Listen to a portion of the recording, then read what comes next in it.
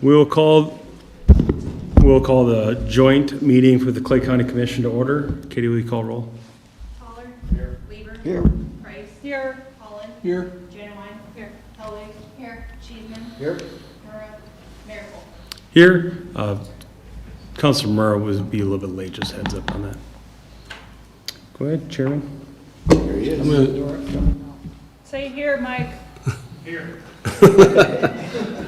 I'm going to call the county commissioners to order. Roll call, please. Mochler. Here. Brady. Here.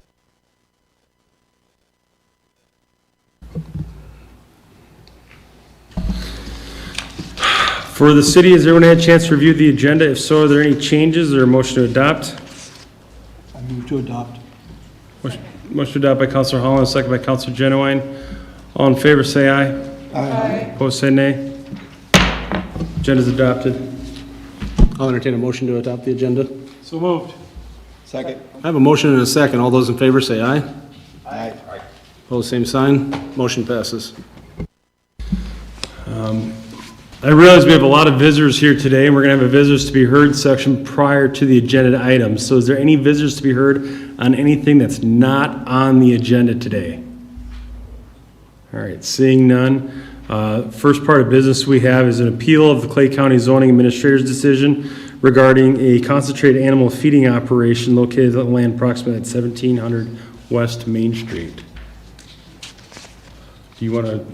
So I'll lay the ground rules down.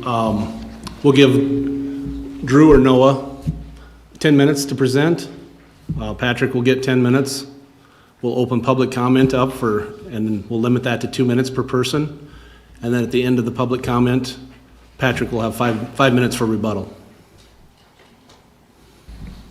And we would ask that we reserve that if it is repetitive and saying the same thing over and over again, we'd ask you to move on to the next item or cease your comments. We just want to make sure we're respectful of everybody's time here today. I believe Drew.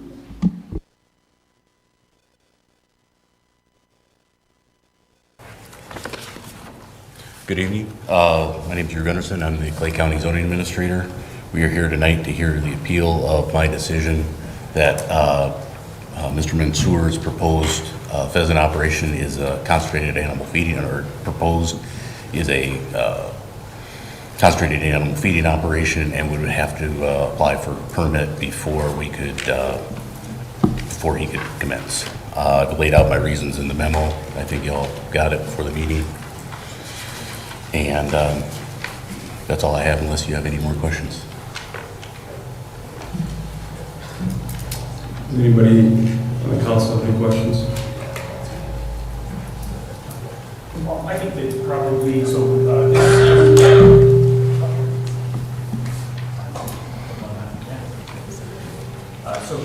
we have some materials that you provided to us in the packet, but I think there are a lot of people here, possibly because of this appeal. And if you want to at least maybe briefly outline and walk through that a little bit. I know in some of the discussion I've been hearing in the community, there were some misunderstandings about what the question is before us today, that this is specifically just an appeal of your decision. So if you could just walk through some of the reasoning about why exactly you determined what you determined, exactly what it was that Patrick requested, so that we can make sure that we've got all that out. Thanks.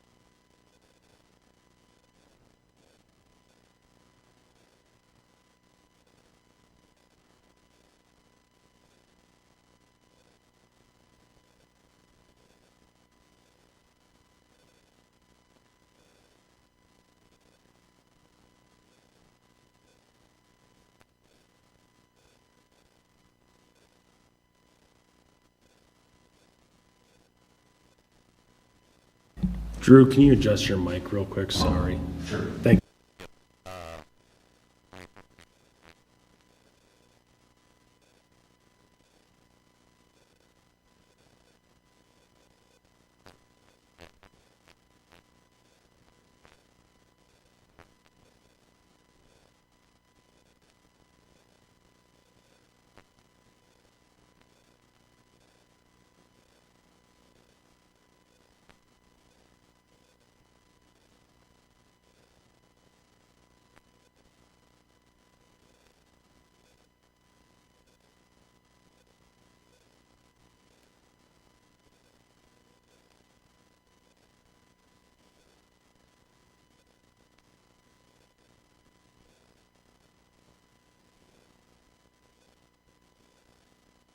I spent a little time.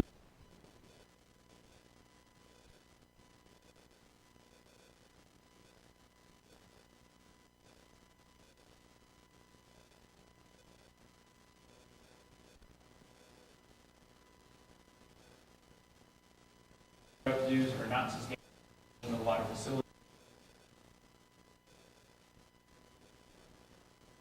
It's further defined as follows. Is there additional language that follows there? Do I need to? Yes, there would be.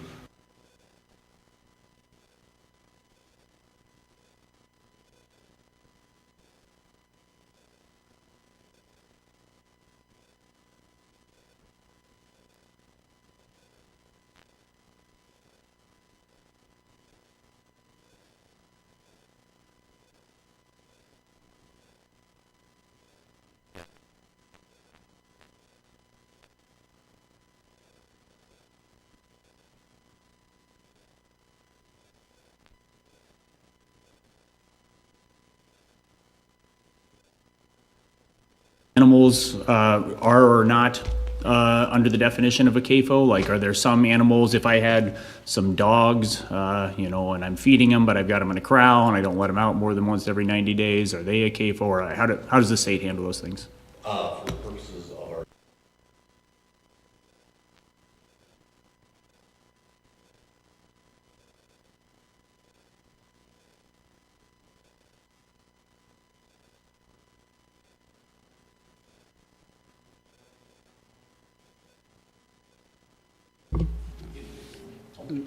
Plus, at the bottom of our table, it also says, on a case, we can take it up as a case-by-case, different species. Yeah, I noted that, yep. So- So if there's ostriches or something, they're not gonna squeak by just because they're ostriches. Yep.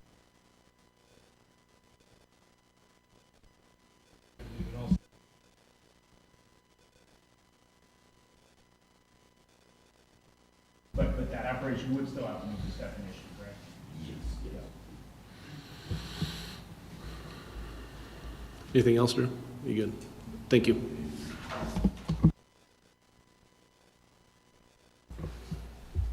Patrick? Hey guys, Yep. so as you know.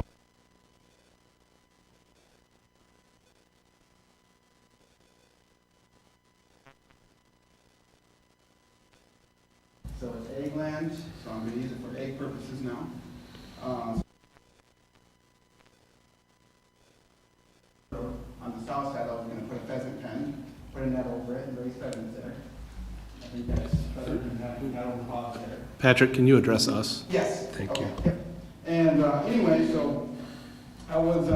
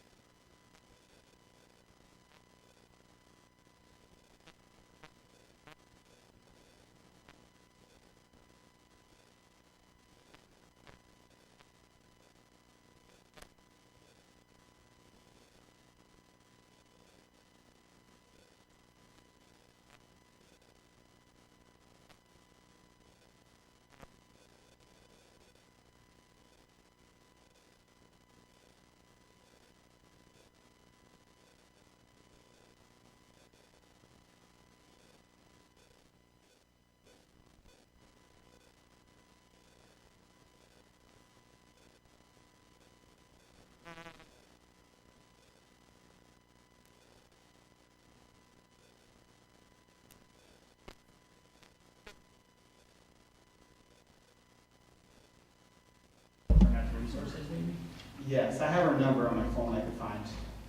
If you guys want to refer to that, I should have taken note of that, I thought I did. But I did talk to her, and she doesn't even think it's an AFO to begin with. And I know the pheasant population is down here, as most people know, that hunt it, so. We don't have any representatives of the state in the room, but I would be curious, is there, if somebody had 500,000 pheasants, would the state be requiring a permit for a facility like that? I can answer that cost.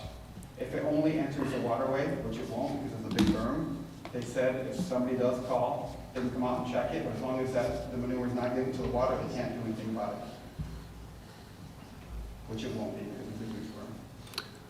But the county can regulate it, if that's what you're That's wondering. great. I appreciate that we are able to have higher standards than the states. I'm grateful for that. Yeah. I had a question. Yes. You mentioned that you'd be moving in 89 days and then go. The other side of the road? Yeah. So then you're gonna sell them or get rid of them? Yeah. It's on the game farms. You're not gonna,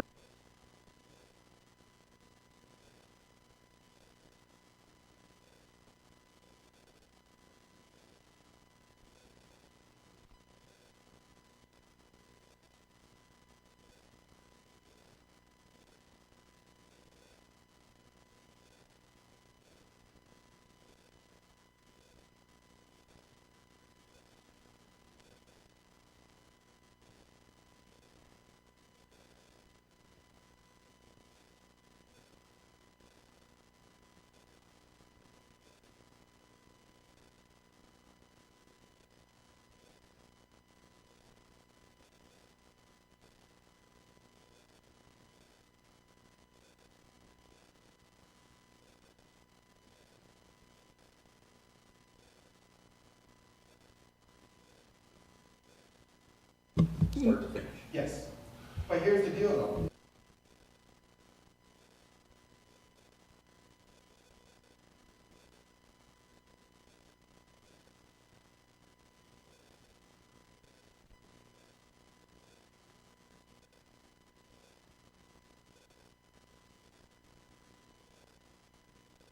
Something that you'd engage in likely if we determine that way. Yeah, I mean, I want to hear everybody's opinion, but from what I'm reading here, as long as I haven't gone past the 90 days, I mean, I should have been able to start already and have my pens built. Because from what I'm reading here, I've broken no laws with the ordinance, so. Right, but Patrick, what Mr. Graylow had mentioned too, so today, what we're hearing is, so Drew, with his position, stated you must have a conditional use permit. The county has the authority to do that. In order for that position or to be changed, that's what we're doing right now, is an appeal. So we, the governing body, the two bodies, as joint jurisdiction, would have the authority to appeal his decision on mandating a conditional use permit. Does that make sense now? So that's the stage we're in right now, is we're just trying to make the decision whether or not that conditional use permit is applicable here or not, okay? So that's what we're trying to focus at, one step at a time, all right? Just to help everybody, Yeah, okay? and also to think about, I don't even think it's an AFO, like I said. I would like for you guys to answer that for me as well, like, yeah, everything we talked about, I'm letting them out in the wild. I'm not raising cattle to bring them to go get butchered. I'm letting them out, so. And could you just walk through how that conditional use permit works? If it is determined as needing a conditional use, how that process works for him to do that if he needed to? That'll be a question for Drew, if he's got those, and there's a form and then there's a list of, and he'll And there's a maybe. public hearing. Oh, yeah, and that'll go through the planning and zoning commissions. But I do want to mention the one thing, you keep bringing up the 90 days because that's what the ordinance says. The ordinance, and our attorney's here, and I believe the city's attorney is here also. Yep. So you can correct me if I'm wrong, but state law and federal law say 45 days. And that's in the Clean Water Act on the federal level. And we cannot be less than the state or the federal. We can be more restrictive. We can say 30 days. But since state and federal says 45 days, we have to be at least 45 days. But here's my deal with that. I talked to the state 5 times on the phone, and I got documentation. They said they can't, pheasants does not fall under a qualified species. That means they can't do anything about it. That means it falls back on the county code. Yep, falls back on the county You code. guys can't use state because they don't regulate the pheasants. But in that, we're not using the state's regulations, but that is a law that we have to follow. If it falls under the state law, right? No, the county can be more restrictive than the state. We can't be less restrictive. And yes, the state can regulate pheasants because their table is the exact same as ours, where they have that asterisk at the bottom that says on a case-by-case species, or case-by-case basis, other species can be considered. Yeah, I guess I'm confused because they told me that it doesn't fall under them, so they have nothing to do with it. So I feel like laws are being cherry-picked because the 90 days, you guys don't want to go to 90 days, you want to fall back on the state code, which only gives 45 days, and I can't move pheasants to the other side of the land, if that's the case with the state code. I mean, I think that I personally would be inclined to agree with the limited question of if you have contacted the state Yep. and you've documented that conversation, Phone call. and it's up to them as an administrative decision about whether they consider another animal besides the animals listed here, then if they've said, no, we are not regulating this, then they have. They don't said this regulate, isn't regulated. they don't regulate anything of this size, whether it's cows, unless we require them to. If we say this is a concentrated animal feeding operation, then then the state will get involved. But the state said they're not going to, even if it doesn't fall under livestock. Like I said, the definition here, they told me, We can argue all day, but I'll guarantee you I'm right on this. I've actually had to jump through this hoop before.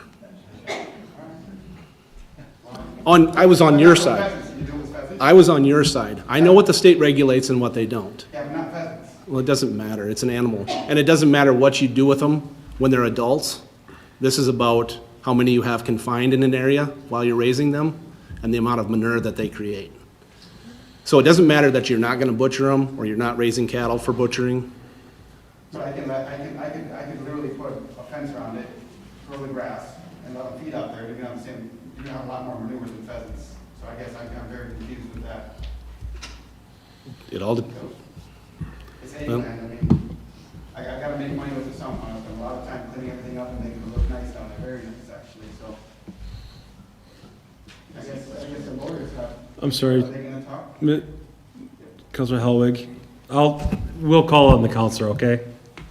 Councilor Hellwig, go ahead. Thank you. First of all, it's not either of these bodies' responsibility to make sure that you make money. Secondly, I think you're conflating two different things, right? So one is about the timing limit, those 90 days versus 45 days, right? And as Travis was saying, right, like the 45 days is the federal and state law, and so that's one part that we can't change. The other part is the pheasants, and that if the state does not regulate it, again, the county can. And so the county and the joint jurisdiction bodies can determine the animal, even if the state chooses not to, because again, we can be more restrictive on both points, but they are separate ideas, right? They're not together, and so that's why we do need to follow the law. We're not cherry picking those, right? We do need to follow the laws at the state and federal level when it comes to the number of days. But we do have an opportunity to be more restrictive. So regardless of what the state says, we have the opportunity, we have the ability to be more restrictive and to regulate animals that are not decided because it states so in the language. I do want to ask you a question, which is, how long in the 12-month period will you have these, is your plan to have these animals? Because you said, 89 days, which is quite convenient on one side, 89 on the other. Are they then going to move back again because it states 90 days in the full 12-month period? Yeah, you can't.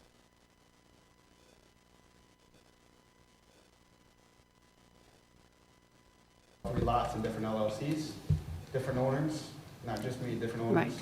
And, yeah, so, but my question to you, when you go off the state law, I'm still confused. So could you guys add in pheasants because you wanted to? No, Or is it the state no, that- because the state has determined that we have the ability to do so by stating that language, that any animals that they do not specify, we have the ability to discuss. That's what it says. And so that's why we have the ability to be more restrictive. So if the state says, no, we don't look at that, that's okay, but we can do that at this level because we can make that determination. And furthermore, one of my thoughts about the 90 days is that you're still planning on keeping the operation open. Even if the animals are not there 90 days, you're planning on keeping the operation continuously. And so that still, to me, seems like you're having a animal feeding operation that's continuous, because the point of the spirit of this law is to make sure that those who have grazing animals that are just passing through will be able to do so, as opposed to having an operation. What you're planning on doing is still setting up an operation that is continuous, even if you're trying to work out multiple different kinds of laws to eschew the laws that are set up here, right?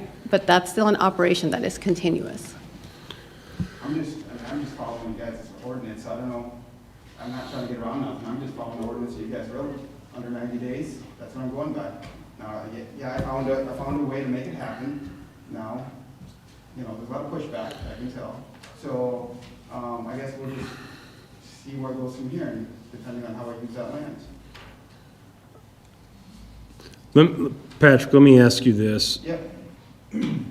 If the governing body here decided that, yes, a conditional use permit applies, is your intent on then applying for the conditional use permit for this? Or would you look at something else? Or what is your plan on that? And the reason why I ask that is I'm trying to figure out on this appeal process, if you would say, nope, I'm not gonna do it, then that tells me that you know that it's kind of something that probably isn't gonna happen. Is that why that you're pushing back on the appeal, or? Correct. Okay. In my opinion, I think it's gonna have a hard time with all the homeowners showing up. And like I did, trying to rezone commercial to get the community more things to do on the south side of the property. And I guess the only reason I cleaned out the other side is all this pushback, and at that 90-day rule, I was just gonna move them back. So I cleaned that property up to make it look nice to do that. But if I can just, like I said, if I can just do pheasants, and you guys don't consider an AFO, I'll keep it on the other side, and it's all closed in back there. You Sure. guys won't be able to see it from the road. So, Are you familiar, have you ever done pheasant farming before, or familiar with? family has, yes. Your family has? yes, my stepmother, What operation is that? up in Aberdeen, it was a smaller operation, When you say small, about how size, big? a few thousand pheasants. But that's not the point. Yeah. I mean, if I set my mind on something, I can do it. Okay. I mean, yeah. I owned a bar here, as probably most of you know, and I got bought out. Another bar owner bought me out for a good price, and now my plan was to bring more things to the community by using that land and having fun events out there, and now I'm just gonna use it for its purpose. Hey, Julianne. Sorry, Julie, do you have something else? One of my thoughts was if we have concerns about potential loopholes or anything like that, it's well within this body's ability to address those either now or at a future date, to make sure that these doesn't happen again. So if we want to specify and add in pheasants to those rules, we sure can do that. Yeah, I was just noticing this. Half the list is some type of bird. And I understand pheasants aren't on that list, but I can see the intent when they talk about that. Counselor Genowine? I did some research on some of the other counties in the state, and there are some that have included pheasants specifically, including Spink County, which groups them, with other birds. But there is precedence within the state of counties making those decisions. I did have one question for you, and that is that number of 5,000, excuse me, I'm losing my voice, is that accurate to what you're planning? How can I expand? I mean, I don't want to commit on 5,000. That number could also make a difference. Maybe not for today, right now, but, like if it does come time for conditional use permit, that, just for your awareness, does make a difference. Okay. Makes sense. Excuse me? That was good. Sorry. So I'm still a little confused. So if the permit is denied, you would just drop the whole thing? I mean, There's no permit. if the permit is upheld, well, the denial of the permit is upheld, No, then, no, all we're deciding today is Drew's Decision. decision that he needs to go through the Sure. permit process. So if Okay, his decision so- is upheld, he's saying. okay, that's what I was wondering. I wasn't that clear about. So when you say you're going to expand, what would that expansion look like? We're getting off topic with what Well, we're actually I dealing don't know with if we're off today. topic or not, but Well, I'm because just curious about the size. there is no permit yet that we're deciding on. This is just Drew's decision to say you need to go through the permit process. We're either going to agree with Drew's decision or overturn Drew's decision. Yeah. So to But get- But what I'm confused about is, I don't have a lot of background because we weren't really, I didn't get a lot of background earlier. So I'd like to get a more holistic view of what your intentions are, I guess. As a number of birds. Well, you just mentioned expansion and things, so. Right. Well, being in business, I mean, if there's opportunity there, I mean, any business owner would expand. So I guess I don't have an answer.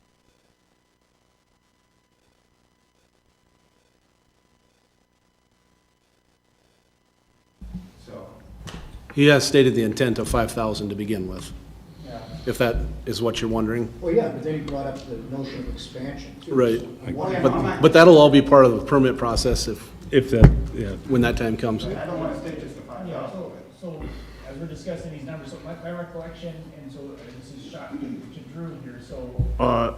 Only small CAFOs are allowed in JJZA, correct? I thought that was the only conditional use that I saw. Am I mistaken, or is it only small is under the permitted uses and anything larger is a conditional? Everything's conditional use permit. Everything's And they allow everything up to large? Okay. I was just, I don't have it right in front of me, and so I was trying to remember my reading from last night. Okay, all right. As most of you know, I can't farm that, there's too many trees down there as of right now. So I guess this is, besides either nearing the trees out and putting up a fence, or doing pheasants out there, I mean, that's kind of where I'm at. Let me ask you this, Patrick. How many usable square feet of land are you looking at utilizing for this? How many acres? No, Well, so, for the pens, I was gonna have 100,000 square foot pen on one side, and 100,000 square foot on the other. So roughly 200,000 square feet roughly, total? yeah. But like I said, I wanna expand if I can, I don't wanna try to get one and have that much. Okay.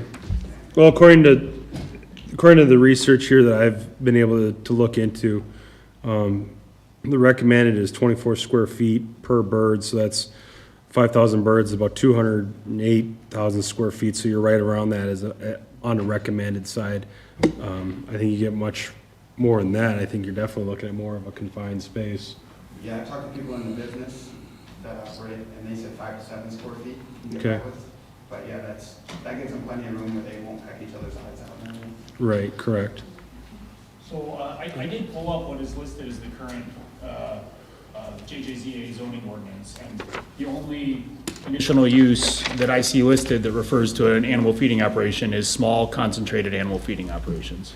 So depending on how we're classifying these, so if you're classifying them as like ducks, then at 5,000, you wouldn't even be authorized to apply for a CUP. That's above the threshold. That puts you as a large. If we're considering them equivalent to ducks, which is, I guess, one of the portions of the decision that we're considering today, but others, please verify. I'm wrong about things sometimes, so. My question is, if it's under that 90 days, and this is right, that doesn't give me a limit, correct? So the 90 days is wrong. Okay. Okay, ordinances can be wrong. Okay. But they- The board is gonna talk to, No, no? only if I'm wrong, they'll correct me. That's usually how it works. So they don't speak for us. So the 90 days is wrong. An ordinance can be written wrong, and if it is, it falls back onto state law or federal law. Because we can't be less than state and federal. So you have to get the 90 days out of your head. But you guys can call the state and say, we're just gonna add pheasants in because we can, even though the state's. No, the state allows us to do that. We don't have to ask the state for permission on that. We can be more restrictive. We can't be less restrictive. I'll call and verify that, but that's not what they told me. Okay. So you put any structures on here, or they just gonna be open pits? No, it's gonna be a 6-foot fence. Only in that? No cover? Only a net, no cover? Yeah, oh, I'm actually coaching containers out there, with raising chicks in, Storage containers. yes, but they're portable, so, What about infrastructure? what's that? Infrastructure, Just. sewer, water, anything like that? No, I have electricity out there, Do you have power out there? yep, I got power. I got a box out there, so Oh, they're running over power on both sides of the land. okay. It's new to me. Like County Electric is doing it, I've already talked to them, before giving you this. Oh, so they would put in the infrastructure? No, it's already there, the box is there, they just have to run wire for a pole with electricity. Okay, gotcha. So there is power out there right now, just. Okay, Mr. Mayor, go ahead. we call on Mr. Larson, please, to verify just what's there. Chris, is there power out My there? understanding is Patrick has been working with my ops manager and has requested what it would take to get electric service out there. We do have a line that runs through there, and we do have a quote put together to get him electricity to the spot. It is not currently ready for him, but it could be. Gotcha. But we're getting off topic with these questions. I mean, all we're here to decide is if Drew's decision was right or wrong. So, thanks, Patrick. I'm going to open it up to the public. I'll just remind you to keep your public comments to 2 minutes, please. Come forward. Also, when you do speak, make sure you state your name and your address for the record as well. And just as a reminder, this is just pertaining to the ruling of needing the conditional use permit. I'm Suzanne Skirm. I live at 722 East Will Street here in Vermillion. And I think the decision of the zoning administrator is absolutely on the money. You need a CUP for this operation. First of all, because what he has said, there's going to be 5,000 birds. That's a definition of a large cable in our county ordinance. Second of all, isn't this area in the floodplain of the Vermillion River? Isn't there some kind of law that says you can't build a cable in a floodplain? And we all know that the Vermillion River is already so polluted that we can't swim in it, and I would personally not vote on it. This would just add more pollution to what we've already got. The third thing I'm wondering about is there's a rule in the county ordinances about CAFOs that says you have to be more than a mile from a residential area for at least a mile. And I don't know what the distance is between this area and Woods Point, but it seems to me that it's less than a mile. In any case, these people are going to be subject to who knows what. Thank you, and I urge you to impose this unity on this project. Thank you, Mrs. Scarum. Is there any other visitors?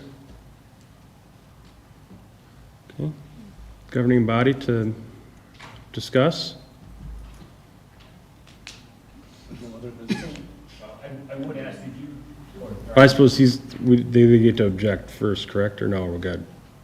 Anybody in the No, public but I can mean- speak, but Just to clarify, when you had spoke about the process, it was gonna be Drew, Patrick, visitors, and then were we going back to anybody? to Patrick. Back to Patrick, okay. So we'd be at that point right now. Well, that's Patrick, if, do you that's have if any? that's if the public is done. Yeah, is anybody else in the public wanting to comment?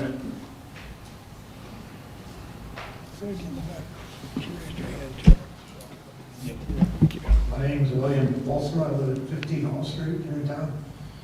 I'm sorry, 15 where? 15 Hall Street. Thank you. For South Main. And I think we should go with the decision and make him apply for a conditional use permit and then deny it. And you all here in the city and the county, screw around with that street down there, annex it. You get a bigger taxes, help offset my taxes. So, are you guys still fighting on who owns the street down there? I don't think so. Who paints it? Which street? Main Street, that ends down there. Oh, that ends down there? There's a demarcation line right at, past Bunyan's, I don't know. where the city quit working on the street. But that's not today's topic. So, I'm just I know. telling you what you should do. I didn't know we were married. I'm a voter. You guys are all elected officials.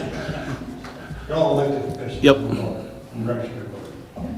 So, you go with this decision, you're going to apply for a conditional use permit. Okay. And then deny it, because it's a confinement. Whether you're putting ponds down there or whether you're putting birds down there, it's confinement. Okay. And it's in a floodplain. Okay. And if you want to put cows down there, it's about 10 acres, and that's about 10 pairs for about 15 days.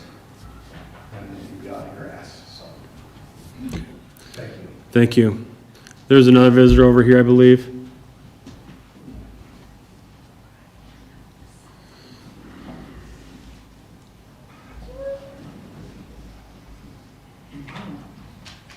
I'm Sandy Peterson. I live at 704 Valley View Drive.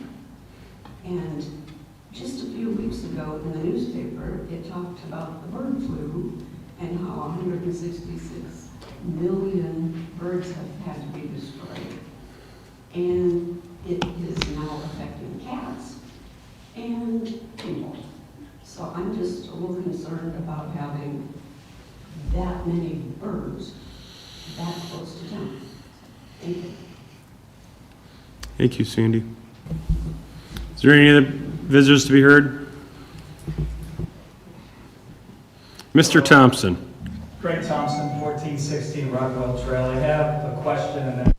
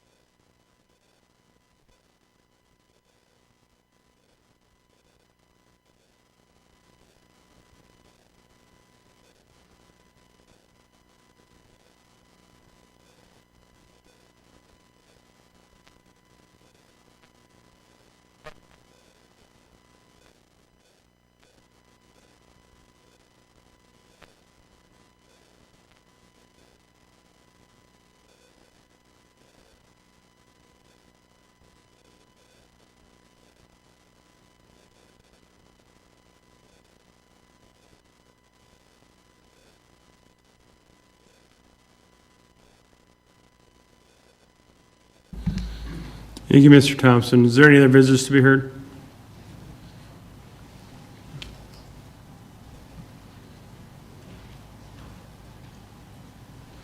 My name's Todd Meckling. I live at 1020 West Main. I teach at the U, but about 20, 25 years ago, I produced a documentary for South Dakota Public Broadcasting about CAFOs for the Department of Environment and Natural Resources. Was still legitimate at the time and not joined to another department. And I have been in confined cattle operations and confined hog operations. And I can tell you, they stink, okay?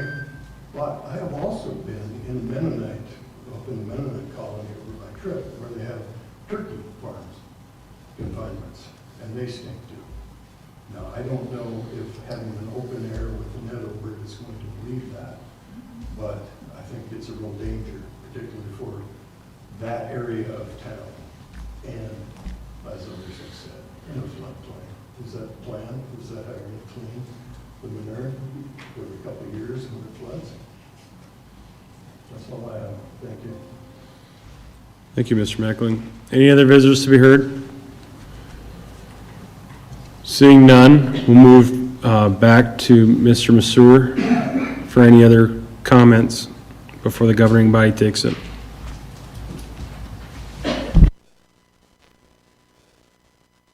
Property values. When they built their houses up there, my land was always acre, right? So they can complain about their property values, but I have to look up at their houses, and if I don't like the color of their house, can I tell them to change it? That was egg land when they built up there. And I guess, here's my thing, if people don't like what I'm doing, offer me something for it. Then you can do what you want to do with it. Yeah, so just let me know, and if the price is right, I'm willing to sell it. So, I guess, I had another question, I just based it off. I will be doing something down there with it, though. I'm gonna profit off it somehow. I'll find something to do with it. And I guess I'm trying to be reasonable until I can't be reasonable anymore. And I guess I tried to bring more things to the community, and the same thing happened, and I was only gonna do it on the one side, and I was gonna be respectable of everybody's time and have a shutdown at a certain time at night, so it wouldn't affect anybody. Same thing when I tried to rezone commercial. This is happening again. So I hope that you guys, I'm gonna keep it clean down there. I'll keep it looking nice like I have been. As you guys, I don't know if you guys drove past there lately on the side behind the house there, that clean all that up, all the dead trees. I got 3 huge piles out there. And I kept all the trees for now. I didn't take them out. And yeah, so I guess, if you guys have any questions? And I'm not doing this out of spite, like he's, I can't remember how he said it, but I'm not doing this to affect anybody on the Hill. I'm doing it to run a business and make money off the land. That was my goal when I sold my bars, to do something down there with it. Whether it was a bar, everything's gonna be portable. When they talk about flooding, I have a bobcat and everything would be moved up if it decides to flood. Whatever, I'll figure out something.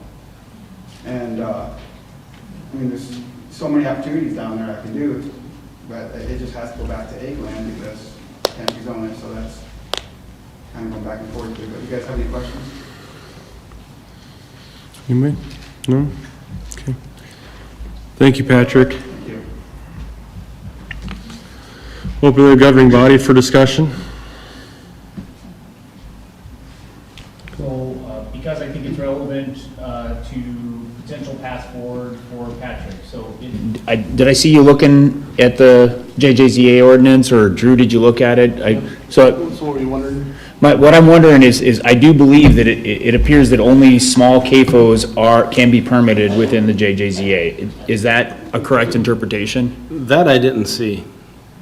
So I went under ag and, okay, and so then that would mean that that we have to be pretty specific in what we are considering right now. So it is Drew's decision that pheasants are equivalent to ducks for the purposes of our ordinance, because there's different numbers of animals that define different sizes, depending on if they're like chickens, it's gonna be different. If they're like turkeys, it's gonna be different. If they're like ducks, it's gonna be different. So at the duck classification, 5,000 animals would be a large CAFO, which would be prohibited in the JJZA. So we would not be giving him the option of applying for a CUP for what he's looking for, unless I'm misinterpreting. You're misinterpreting that one, because Thank you. that table says if he's using a liquid manure system. That they will be listed. Oh, so the asterisks on that, so as long as he's not Yeah. using a liquid system, then they might not be a large CAFO. Am I getting that right? Yeah, I mean, this would probably fall in more along the lines of a chicken. I mean, Well, would but that be- was not Drew's, or is that, or do we, I mean, I don't know, we don't have a lot of details about how exactly this process. Normally, as a Board of Adjustment, to overturn his appeal, we would have to have a 2/3 majority of each of the bodies. So we maybe could overturn it in a limited fashion and say, we don't agree that these are the same as ducks, we say they're the same as chickens, and however, we would require, it will be a CAFO, with the animal numbers being equivalent to chickens, and if he applies for a CUP, then that's the framework he needs to work under. Does that seem fair and appropriate? Yep. Okay, thank you. I'm going to welcome any discussion of this, but I will make a motion to uphold Drew's CUP requirement. And with his interpretation that they're equivalent to ducks, or with the interpretation that they're equivalent to chickens? To ducks. Okay. What Drew has stated, that a CUP is required. Okay. I will uphold Drew's decision. It's my motion. Also, there's two different classifications of duck. I guess that's gonna fall. I'm trying to pull it back up again here just a second, yeah. That'll work. So I do have a motion. Well, that's the other body. We have a separate motion, they have a separate motion. So you have a motion for the same for our body? All right, so there's a motion on the floor for each body. I will second that motion. I have a motion and a second. So a motion by Councilor Murray, a second by Councilor Helwig on that. So is there any other discussion by both bodies on this? Go ahead, Councilor Helwig. I do think it would be pertinent for us to still look at these questions that are lingering, for example, the 90 days and pheasants for the future, so that we can sort of close any questions that may persist in, 10 years from now when somebody else comes up with the same idea. Since we've already addressed this as sort of setting precedent, I think it'd be a good idea for us to close those. Well, he has the option to apply for a CUP. I mean, we're not ending this for him. He can apply for the CUP and we can research it. I mean, I'm not ending his dream if that's what he wants to call it. It's just he needs to go through the steps.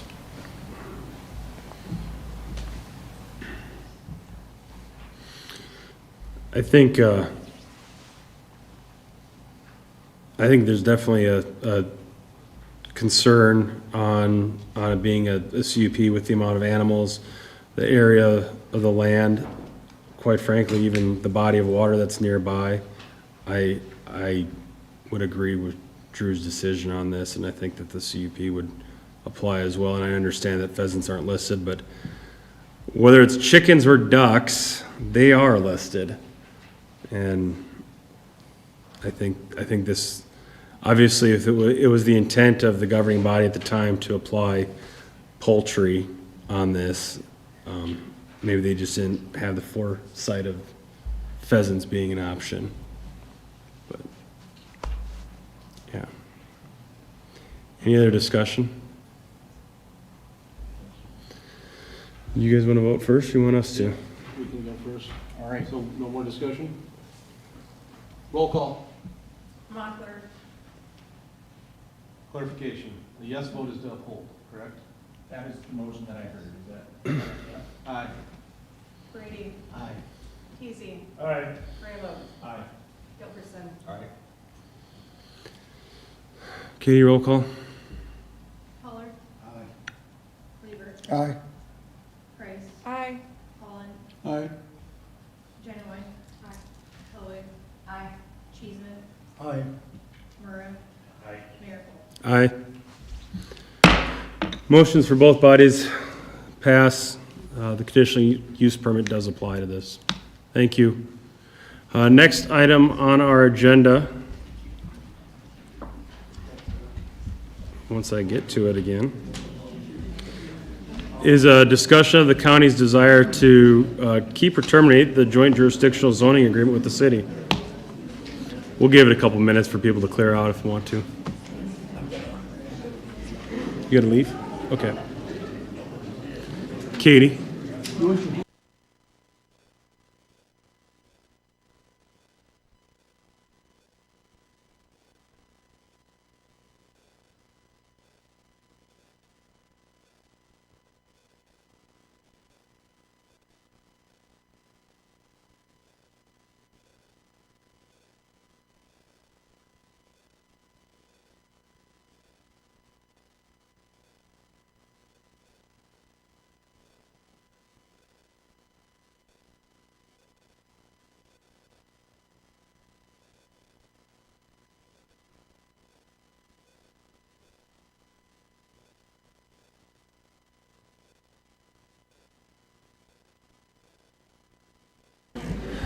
All right, ready? You can't shut those doors, can you? Yeah, they're unlocked. Oh, are they locked? They should be unlocked. Jose, are those unlocked? They're unlocked, perfect. Okay. I've always been told you have to leave the door open. Actually, not unlocked. Well, that one's open. Okay. You happy? All right. All right, we'll move on to the next item for discussion. The county's desire to terminate the joint jurisdictional zoning agreement.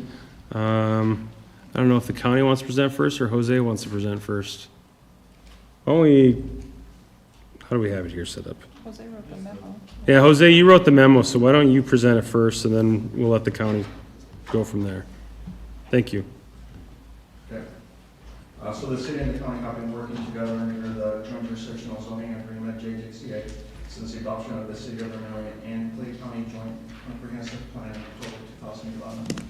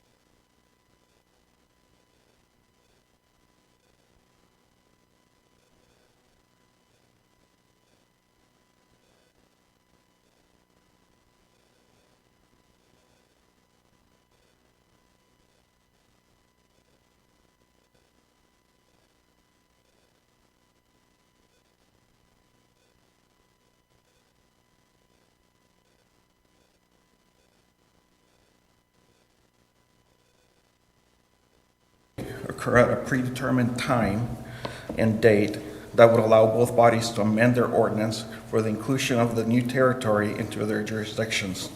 City staff estimates that this may take up to 6 months. Thank you, Jose. I don't know, do you guys have anything you want to present, or do you want us to have visitors be heard first? Okay. Is there any visitors to be heard on this before we give to the governing body for discussion? You don't have any statement about why? I think that's going to be happening while we're discussing it. It might be something, I'm just thinking visitors might be interested in hearing what the reason. Sure. Yes. Yes. I think they do. They want to hear from us? Yeah, I think so. Yeah. If we put it on. Do you need a formal, us to come up to the mic and ask you formally to do that, Travis? Okay. Nope. Mr. Drew, you didn't prepare anything, correct? No,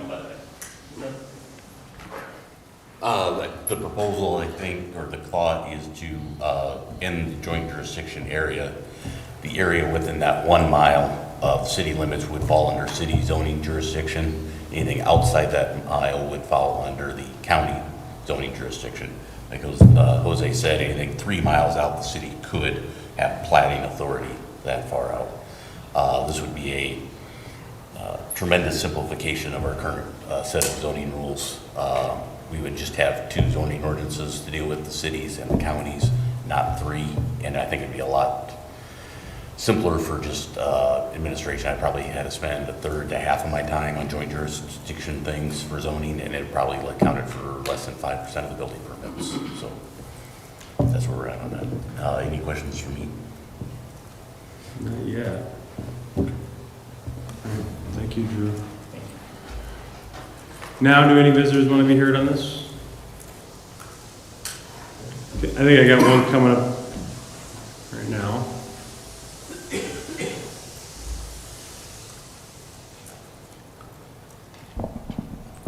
Hello, my name is Jerry Wilson.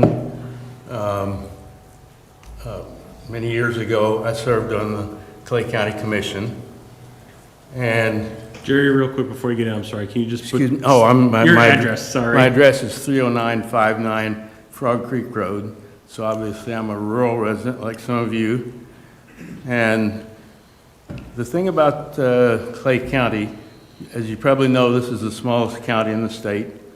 And we have here represented today rural residents and city residents and people who live in the joint jurisdictional zone.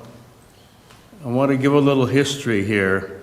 In about 2010, when I was on the county commission, the commissioners were out driving around the county on the annual road inspection. And approximately 2 miles northeast of the city, a house was being built. And we stopped and looked, and what's going on here? None of the 5 commissioners had any idea about this construction. Well, at that time, there was something called a joint jurisdictional ordinance in place, but it was ancient, outdated, and heavily weighted toward the city. And longtime Sheriff Dusty Passick and I said, this can't be, we've got to fix this problem. So I called all of the 10 Class A cities, well, the other 9, and asked about their ordinances. And sure enough, all of them had a joint jurisdictional ordinance that was functioning, except for Clay County. So we set about the long process, which lasted well over a year, of 2 county commissioners, 2 city council people, 2 zoning administrators from each body. And we held public hearings, and we worked through, at the beginning of our deliberation, there were people who were quite a ways apart in their interpretation of what we wanted. After a year or more of meetings, we gradually coalesced and we agreed upon some common principles we came to consensus, and we proposed a joint jurisdictional ordinance that was subsequently unanimously approved by both the City Council and the County Commission. Why do I think this is important? Because even though we're a small county, we're one community. And community means communication. That's what's happened here today, and I want to see it continue to happen. Otherwise, I go back just a little bit. At the time we discovered our plight in 2010, there were one or two county commissioners who were so angry at people in the city, they refused to talk to them. That is not good. We have to communicate, and please retain. It may need modification from time to time, but maintain this ability to communicate. Thank you. Thank you, Mr. Wilson.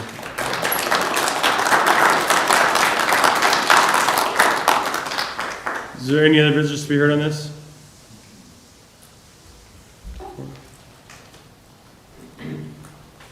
Todd Meckling, 1020 West Main. I just have a question. If you did away with the JGZA, what we witnessed earlier tonight, would that only have been decided by the county?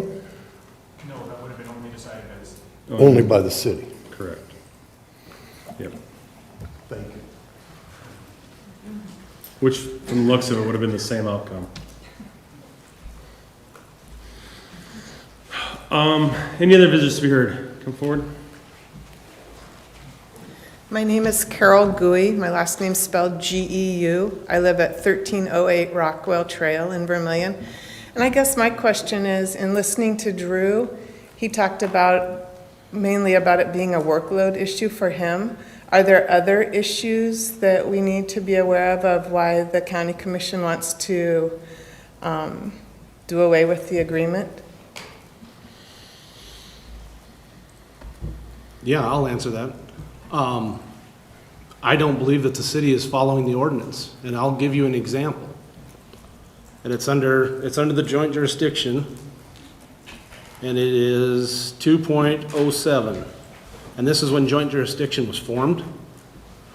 All land coming within the jurisdiction of these regulations shall be based upon existing zoning classifications pursuant to what was the extraterritorial zoning ordinances until otherwise changed. Ag Opportunities came in because they found out, what year was that? Was that 3 years ago? Do you remember when? In 2021. 2021. All of a sudden their zoning had been changed and they had no idea why. And the city said, well, it changed when you came into joint jurisdiction. According to this ordinance, their zoning that they had prior to the joint jurisdiction should have came with them. And they were denied. They were able to prove, they had the paperwork, that what their zoning was. So they had to jump through a bunch of hoops to get something that wasn't what they originally had. And then another one is AMS, north of town, they just got approved. The city held up the process and the approval process because of an annexation agreement that is nowhere in the joint jurisdiction agreement. They just brought it into the room and said, we're going to hold it up until he signs this. Well, I don't know how that's a good working agreement and arrangement. Thank you. Any other visitors to be heard? Come forward. Tom Gui, spelled G-E-U, same address as Carol. I'm a city and a county resident. It seems to me that you can enforce this with your lawyer. That's number one. Number two, if there needs to be a better notice provision, let's amend the agreement so there has to be more notice. I think that communication is good. I think that no matter what the problems are now, they would likely be aggravated if you didn't have a chance to meet together and visit about these things. And if it's an issue of communication, then let's change it so there is a notice and enforce the gall darn thing with lawyers. I mean, that's what we do here. It's the rule of law. No, the city can't just do stuff. You can't just do stuff under this law. So if that happened, sue them. It's just that easy. Thank you. Do the attorneys want to speak on that? You have something back there, sir?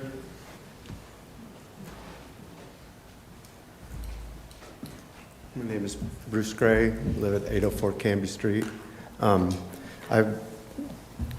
What we saw before, I was comforted to understand that that seemed like an odd thing to come through, and that if it was just the city council that it would reject it. That is a comfort to me, but it just seems like if you're going to put something that's hugging our city limits that could be bad, it's nice to have a process like, you know, a conditional use that they go through. If it's got to be hunky-dory and fit well in our community, let them go through the steps and check that off and do that. I hate to just throw this onto the city and they don't have that tool. It's just yes or no. And so I would urge you to keep it, amend it if needed.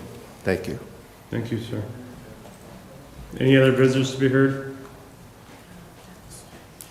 Seeing none, give it to the governing body to discuss.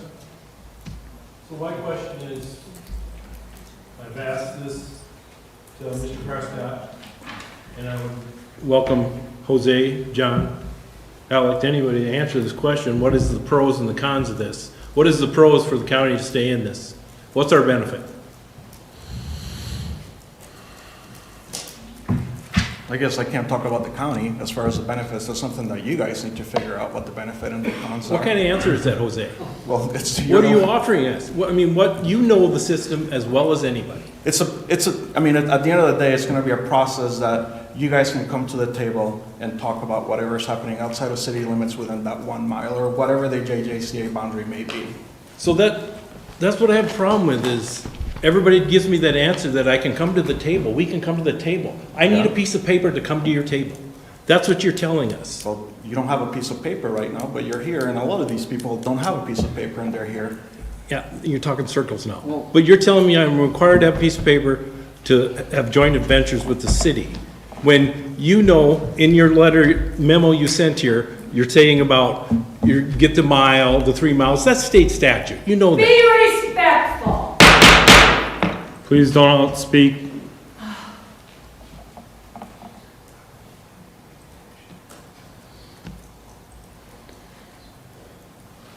Take your own advice, ma'am. So, is that not true? It's a state statute. That is state statute. Okay. But the way you presented it, not right. I don't understand what's not right about it. The way you presented it, it's like we're squelching you down to that. You've always had that. Before joint jurisdiction, you've always had that 1 mile. Yeah, but then we enacted then we had the JJCA, right? And the JJCA essentially included the county within that area. And at that point, then the county could come to the table and discuss. And when I mean the county, I'm not talking about the citizenry, I'm talking about the board. The board could actually come and partake in the discussions. Before, you were not coming to the board, to the discussions, because you didn't have to, you were not required to. The JJCA makes it so the board can come to the meetings and discuss it and say, we don't like this, we deny it. The city can say, we like this, we're gonna approve it. Both of the bodies come together, and because it's a split decision, it's a done deal. It could go up the other way.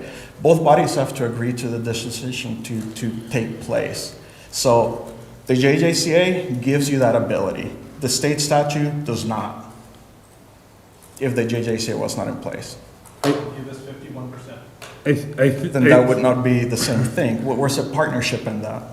I think, so the question was, what are the pros and cons? And I think what Jose is trying to get at, Commissioner Teasy, is that one of the pros is if this joint jurisdiction wasn't in place, prime example, the last thing we just heard would only be said in front of in front of the city. The county wouldn't have any authority or say over what it would have occurred. It would have been just the city. So that way the county still has authority and you're right, you would still just say like any other visitor, but you wouldn't have any authority to say yes or no. For example, if the city would have approved that, I shouldn't say approve it, denied and said, no, you don't need a CUP, the county could have said, no, you do, and if one votes the other way, it's a done deal, it doesn't happen.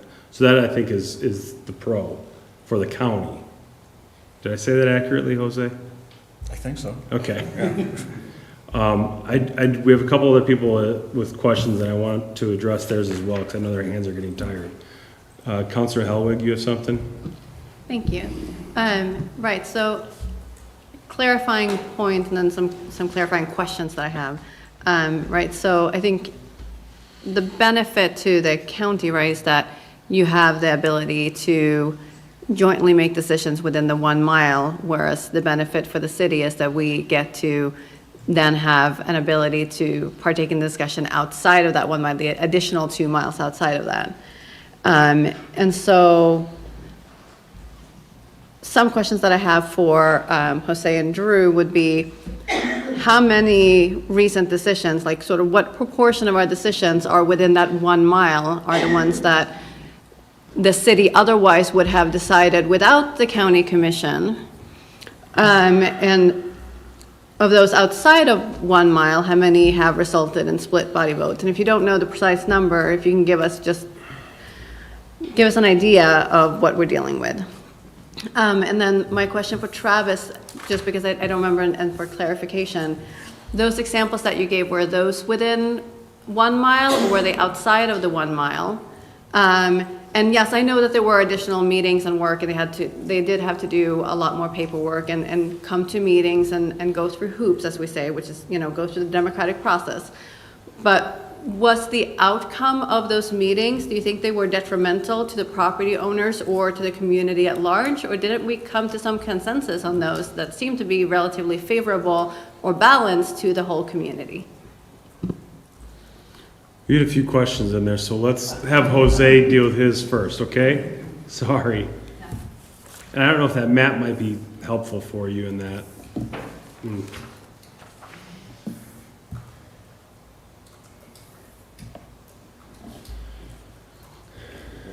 That's this map here, I think. Yes. Yeah, I'm just waiting for it, but. There it goes. All right, so, and Drew, correct me if I'm wrong, but I'm going to say the great majority of the items that we have dealt with, and at least since I've been, or since the JJCA was established, has been within this 1 mile, within that red area. Recently, you have the AMS property over here. You've had the Ag Ops property right there adjacent to city limits. Same thing with the other item that we discussed today. We have, I'm sorry? Yep, Hofden, which would be right there at 466. So the majority of them are within that 1 mile of the city. Did I answer that question? And the ones outside of 1 mile, are those usually split body votes, or are those? No, I don't. I think the only item that we discussed that was outside of the 1 mile would have been the APO for the well protection that happened for Lewis and Clark. And there might have been 1 or 2 stray items around there, but the great majority, I believe, are within that 1 mile. And then the other question was for Travis. Yes, although I think Jose answered the first part, right? Those were the 2 examples that Travis gave were within the 1 mile. Is that correct? Thank you. And if you wanted to address the other part, which is if you thought well, yes, there was more paperwork and things like that, but do you think that they were not agreeable? Because my recollection is that yes, they were tedious, but we worked through them and we deliberated and we came to consensus across the bodies with the property owners themselves. Yes, but it ended up, we didn't follow the rules that the ordinance lays out for us. That's my problem.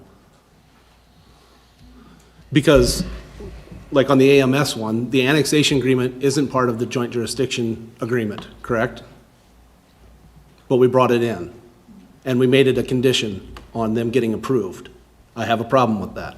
Okay, so we did make them do more work, but the outcome was not The- an issue. We were bringing things in that shouldn't be part of that discussion. If you want it in the ordinance, let's put it in the ordinance if you think that's what needs to be, but to just drop stuff on people when they come in, they read the ordinance, they come in front of us, and then all of a sudden we throw a couple more things in there that we just want. Sure. Well, how are people supposed to do anything when the ball, we keep moving the goalposts? Sure.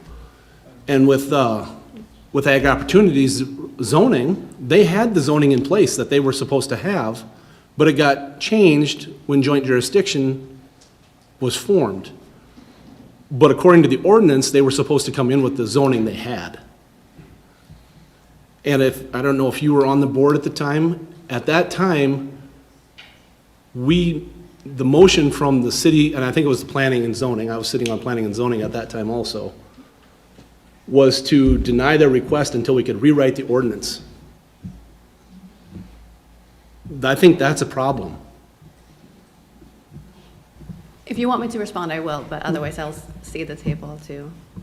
Because I have a couple follow-up questions to that, because what you expressed were two instances where the rules as written in the JJZA were not followed. So do you think it would have been a better outcome had we followed those rules? Would that be better? Yeah. So then, to me, that sounds like an argument for JJZA rather than repealing all these rules entirely. If you're saying these are good rules and we should have followed them, that would have been better for the people trying to cite their businesses or their developments here, then we want those rules. We brought up in those instances at the time that they weren't being followed, and it didn't matter. And I don't want to be part of that. I mean, if the rules are there, follow them. I don't have to like them, but they're there.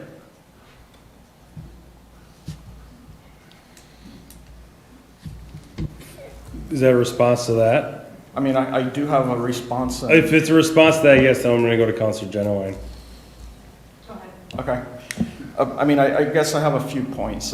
Regarding the first thing, the Hofden, the annexation agreement, that's something that we can actually do by statute. It's the same thing that we have done that we haven't done pre-annexation agreement, but we can actually enter into agreements with anybody within the county.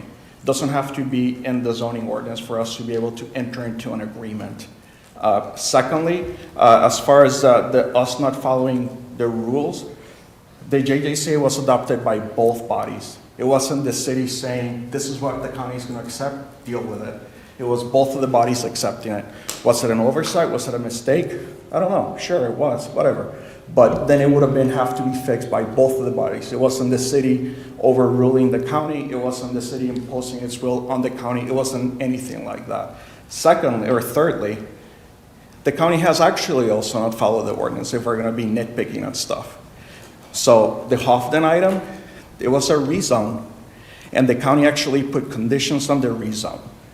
Putting conditions on a rezone as far as the uses that they can do, you're essentially creating a new zoning district at that point. That's something that the city actually had to hold to approve that zoning, that rezoning, because the county was considering what conditions to put into this property. What conditions did we add? You actually only limited the use of the property to a single-family home. I think it had to be above grade and all this other stuff. Yeah. So, yeah, that was a condition that the county put in. So that is something that is not in the zoning ordinance. I would actually assume that it's probably against state statute because you essentially created a new zoning district at that point. So it happens both ways. Is it intentional? I don't know. Probably because this decision was made. Was it malicious? I'm going to say no.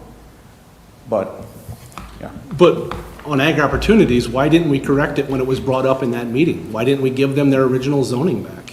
Because if we would have done that, we would have had to create a new zoning district. No, they fell into the zoning district that they originally came in with.